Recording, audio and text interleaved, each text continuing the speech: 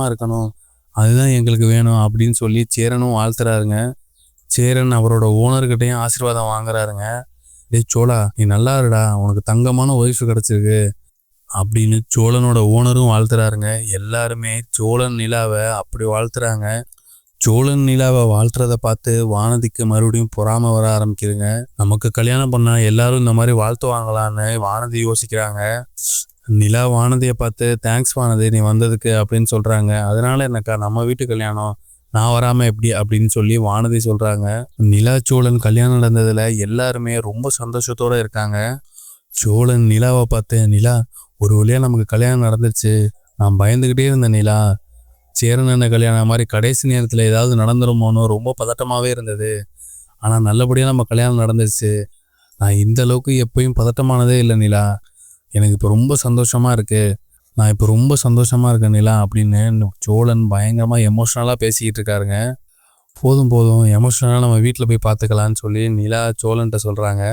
இப்படி எல்லாருமே சந்தோஷமாக இருக்க நேரத்தில் நிலாவோட அப்பா மட்டும் சோழனை முறைச்சி பார்த்துக்கிட்டே இருக்காருங்க.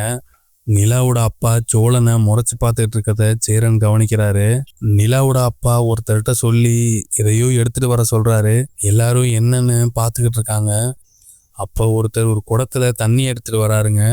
அதை நிலாவோட அப்பா கிட்ட கொடுக்குறாரு. எல்லாரும் எதுக்காக இதை எடுத்துகிட்டு வர சொன்னார், என்ன பண்ண போகிறாருன்னு ஒன்றுமே புரியாமல் எல்லாரும் நிலாவோட அப்பாவே பார்த்துக்கிட்டு இருக்காங்க. நிலாவோட அப்பா நிலா கிட்ட, நிலா உனக்கு பிடிச்ச மாதிரி நான் இவனோட கல்யாணம் பண்ணி வச்சுட்டேன். ஆனால் என்னால் இவனை மருமகனாலாம் ஏற்றுக்க முடியாது. இந்த மனோகரை இந்த மாதிரி ஃப்ராடு மாப்பிள்ளையாக ஏற்றுக்கிறது ஒரு காலத்துலேயும் நடக்காது. உனக்கு வேணால் இந்த குடும்பத்தில் இருக்கவங்க எல்லாரும் நல்லவங்களா இருக்கலாம், ஆனால் எனக்கு அப்படி தோணலை. என்னால் அதை ஏற்றுக்கவே முடியலை. ஒன்றுகிட்டையும் நான் இதெல்லாம் சொல்லி போராட முடியலை. நீ விருப்பப்பட்ட மாதிரி நான் உனக்கும் அவனுக்கு கல்யாணம் பண்ணி வச்சுட்டேன். என் பேச்சை மதிக்காத, என் விருப்பத்தை ஏற்றுக்காத என் பொண்ணு எனக்கு தேவையே இல்லை. உன்னை நான் இன்னையோட தலை முழுகிறேன் அப்படின்னு சொல்லி அந்த குடத்துல இருக்க தண்ணியை எடுத்து தலைமையில ஊற்றிக்கிறாருங்க. நிலாவோட அம்மாவை செம ஷாக்கிங்காக பார்க்குறாங்க. இந்த விஷயம் நிலாவோட அம்மாவுக்கே தெரியாதுங்க. ஏங்க என்ன பண்ணுறீங்க, எதுக்காக அப்படி பண்ணுறீங்க அப்படின்னு சொல்லி கேட்குறாங்க. இல்லை தேனு, நான் பண்ணுறது தான் சரி. இதுக்கப்புறம் இவளுக்கும் நம்மளுக்கும் எந்த சம்மந்தமும் கிடையாது. அவள் எக்கேடே கெட்டு போறா அப்படின்னு சொல்லிட்டு நிலாவோட அப்பா அங்கேருந்து கிளம்பி போயிடுறாருங்க. நிலா பயங்கரமாக அழ ஆரம்பிச்சிடுறாங்க. சோழன் எப்படி சமாதானப்படுத்துன்னு தெரியாமல் அமைதியாக உட்காந்துருக்காரு.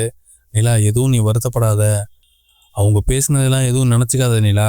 தலையில் தண்ணி ஊற்றுனா எல்லாம் சரியாக போயிடுமா, அவங்க திருப்பி நம்மளை ஏற்றுப்பாங்க நிலா, நீ எதுவும் கவலைப்படாத, நான் இருக்கேன்ல அப்படின்னு சொல்லி சோழன் நிலாவுக்கு ஆறுதல் சொல்லிக்கிட்டு இருக்காருங்க. இதுதாங்க நாளைக்கு நடக்க போகிறது. ஐயனார் துணை சீரியல் அப்டேட் உடனே தெரிஞ்சுக்கணுன்னா மறக்காமல் சீரியல் எக்ஸ்பிரஸ் சேனலை சப்ஸ்கிரைப் பண்ணிக்கோங்க.